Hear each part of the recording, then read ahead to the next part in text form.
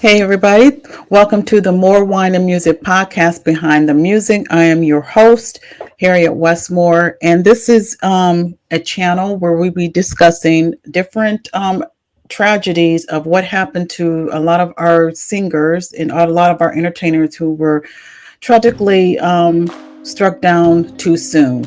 So I want everybody to hit that subscribe and like button, and let's just sit back, excuse me, and enjoy the show.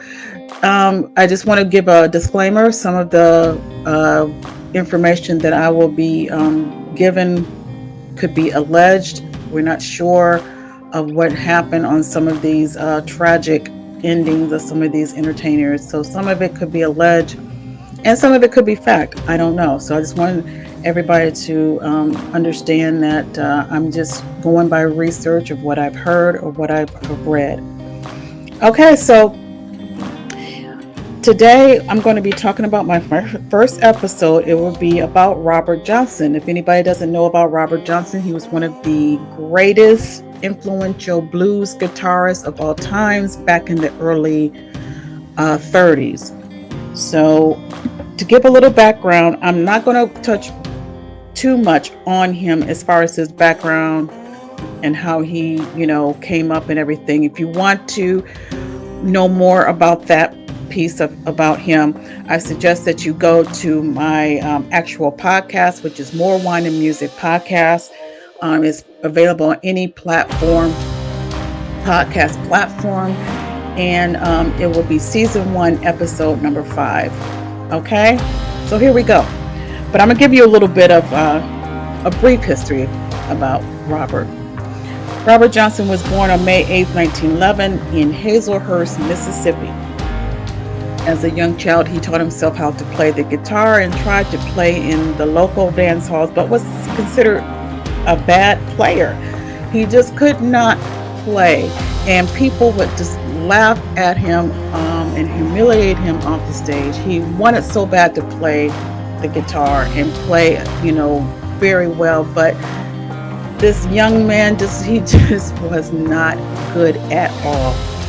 So he wanted to play so bad. I mean, he would give anything to play.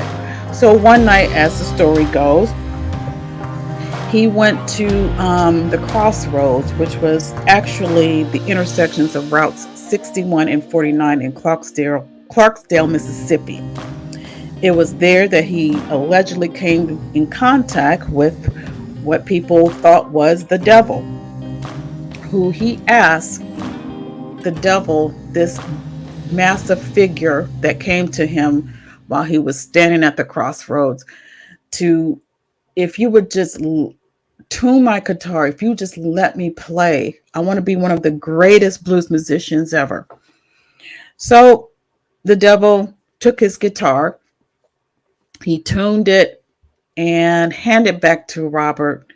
And then next thing you know, for those who know the story about Robert Johnson, he became one of the greatest players in the blues genre.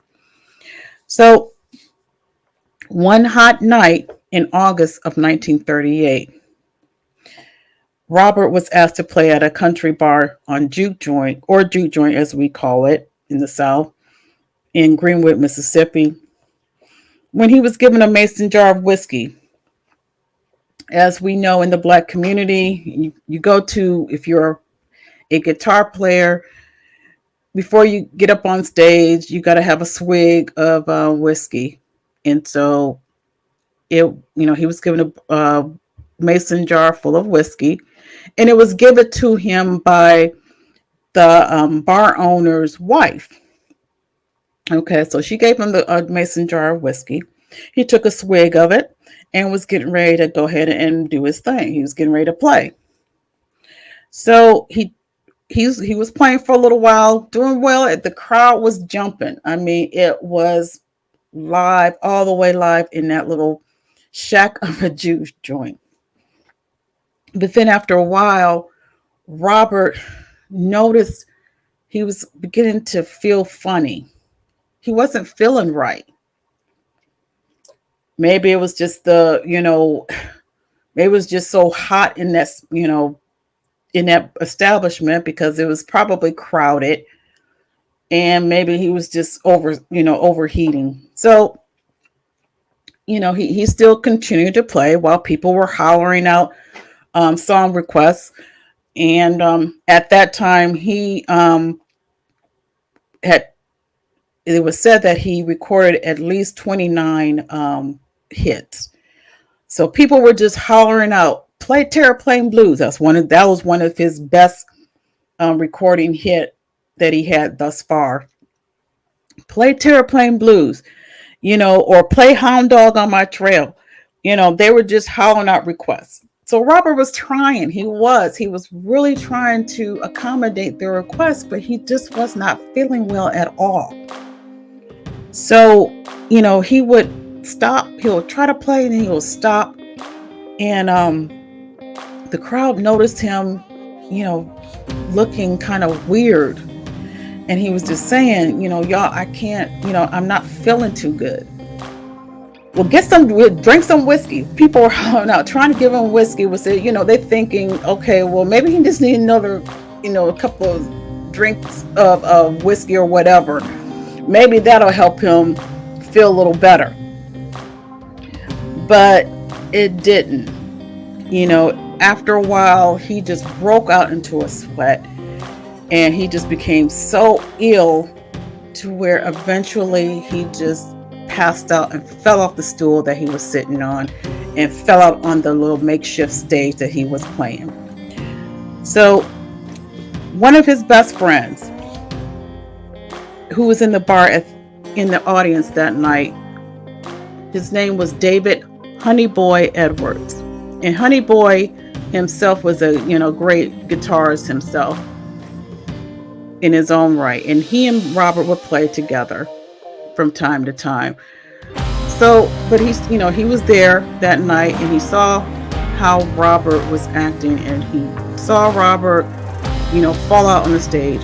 So he, in his back of his mind, pretty much figured what was going on.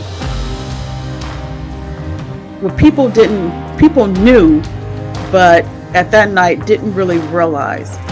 Prior to him, performing on stage that night, it was a well-known secret around Greenwood that Robert was messing around with the bar owner's wife.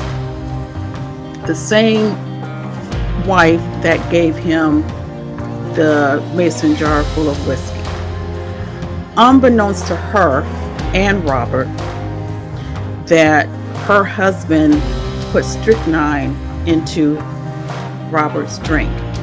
So he was fixing him a drink prior to Robert going up on stage to play, and he had his wife give him that drink. She didn't know that it was poisoned with strychnine, but of course, he did. The bar owner did. He found out that she was messing around with this young man. So instead of confronting Robert, he decided to take care of it permanently. So after they pulled Robert off the stage, Honey Boy and a couple of other men, they took him in the back room of the bar and kind of put him, laid him down on a cot, and hopefully, maybe, resting, he might feel better. But of course it didn't. He just, was just aching and just feeling, so much pain.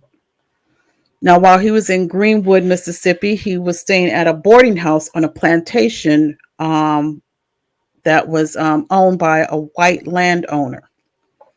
And so they took him back to this boarding house, and hopefully they were hoping, the days afterwards that he would start to feel better. Of course, being in rural South and being Black, he did not have access to any medical care. So, and nobody had money to take him to the doctor. So, it was just like him. He was just pretty much left on his own. But people would stop by the boarding house where he was staying to try to help him as much as they could. They would give him home remedies, probably baking soda and water or whatever, some kind of home remedy to try to help, hopefully, to help him feel a little better, but it didn't. Matter of fact, he got worse. I mean, he got so bad to where they said that he was crawling on all fours and barking like a dog, and he was frothing at the mouth. He was just in agony. So he eventually succumbed to his illness on August 16th of 1938. So I'm going to take it back. If this was on a Wednesday, according to what people said, that he died on a Wednesday evening on August 16th of 1938. So for the sake of this video, I'm going to take it back to where it might have happened on August 12th, which would have been on a Saturday night, because either a Saturday or Friday, but I'm just going to say Saturday's August 12th. So between August 12th, that Saturday evening, up until that Wednesday, the following Wednesday, the 16th, he was just in so much agony and pain. And he finally succumbed to his illness on August 16th of 1938. He died, and he was 27 years old, and he was officially part of the 27 Club. And if anybody does not understand and know what the 27 Club is, it is the club that you do not want to be a part of, because a lot of entertainers who died tragically, a lot of them had died at the age of 27, of whom some of them I will be talking about in later podcasts and on YouTube. But anyway, so he, passed away. He was 27 years old. According to the plantation owner, whom Robert was renting this boarding room from, he officially told the coroner that he probably died as a result of complications from syphilis. Now, which I myself found that interesting, because we're talking about 1938. And if anybody who knows history, that was during the time of the Tuskegee experiment, of when a lot of rural, poor Black farmers were being studied, who had syphilis, and were being studied, given some kind of injection, which wasn't nothing to help cure the syphilis. It was just a way of the government studying the effects of syphilis. So they would just sit back and just allow these men to go through the stages of having syphilis, and because they wanted to study the effects. So they, used the poor rural Black farmers as guinea pigs. But anywho, that is, I found that interesting, that this landowner would even, deduce that that's probably what Robert died of. But according to his friend Honey Boy disputes that, because he was there. He knew the background of what Robert was into, because Robert was a womanizer. He was a womanizer, and he just happened to mess with the wrong one. And so anybody in the Black community know, from way back then, everybody knows that, especially down south, if you're messing with somebody else's spouse or what have you, not necessarily you're going to get confronted directly. You're going to get confronted subtly. And that's what happened with Robert. He was confronted. The husband found out about it, and the husband decided to take care of him in his own subtle way. And that subtle way cost Robert his life. And the fact that, legend always, has always said that maybe it was the devil that came back and decided to collect on his debt. Because once again, as we know about the urban legend that he went to the crossroads and asked the devil to make him the one of the best guitar players ever. And so you don't go to the devil and think that you're not going to have to pay up at one point. So, that's a part of the story that, the devil came back and wanted to collect on his debt. So he did. But,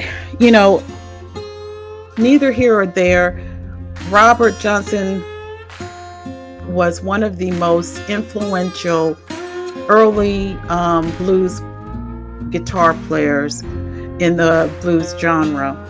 And so who knew, had he lived longer, what he could have done, because at that point he already recorded up to like 29 songs, which was pretty much a lot during that time in his short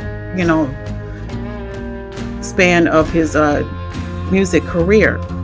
And his influence have influenced a lot of guitarists later on down the road. So that was Robert Johnson's demise. Now, people, like I said, people may think that, okay, maybe it was medically, maybe he did have syphilis. He might have, who knows? I mean, he was a womanizer. He was messing around. He was just one of those, he fit the stereotype. He was a rambler, never stayed at one place. And every place that he went to, he always, had a bunch of girlfriends, messing around with all kinds of women. He was a drinker. I mean, just, he fit that stereotype. But like I said, I kind of believe what Honey Boy has said. I think that he was actually poisoned with strychnine in his mason jar.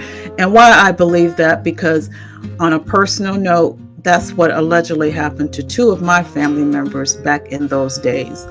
One was my great-grandfather, who he died of poisoned from drinking whiskey, which was ironic because from what I understood and what family tell, that he never was a drinker like that.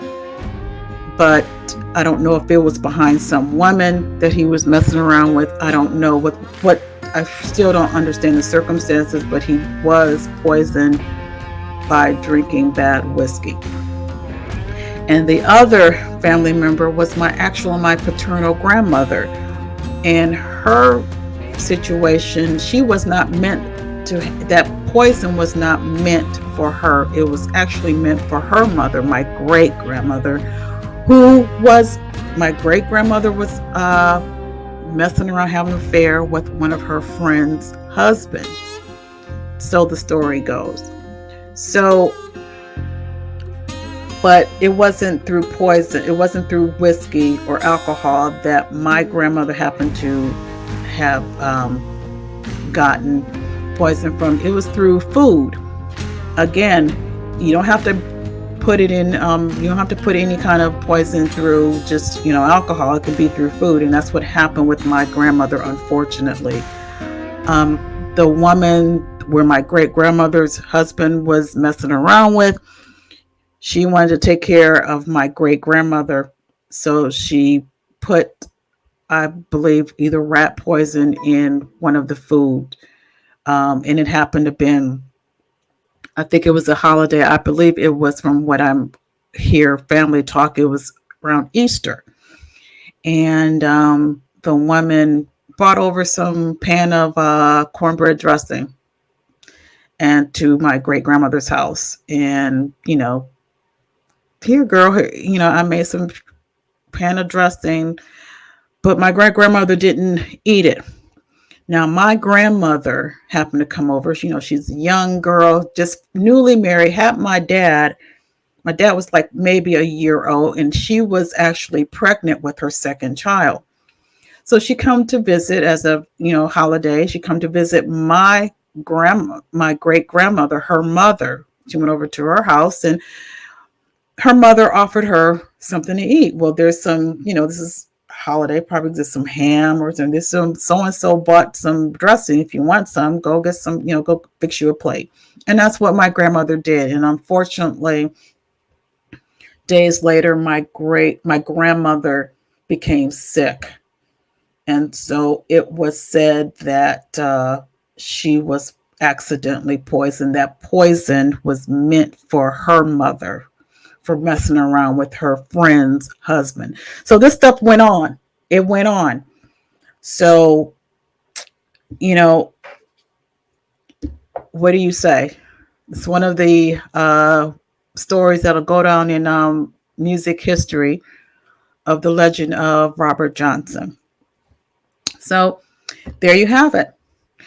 So I'll be coming, my next video, I'm not sure who I'm going to talk about, but I'll announce it. Now, if you're interested in learning more about other artists, like I said on my podcast, I don't go into detail like I do of the actual tragedy itself. I talk about the artist and his accomplishments and their accomplishments of their career. So if you're interested in wanting to listen to the accomplishments of a lot of the artists that I have done on my podcast, go to the More Wine and Music podcast, and it's available on Spotify, Apple Podcasts, iHeart, and many others. And hit that subscribe. I would like for you to hit that like and hit that share button. If you have any tragic story that you would like me to talk about and research and talk about on my channel, please let me know. Put it in the comments. I'll also put a link in the comments of the link to my actual More Wine and Music podcast. All right, so you guys take care and be safe, and I will talk with you soon. Bye.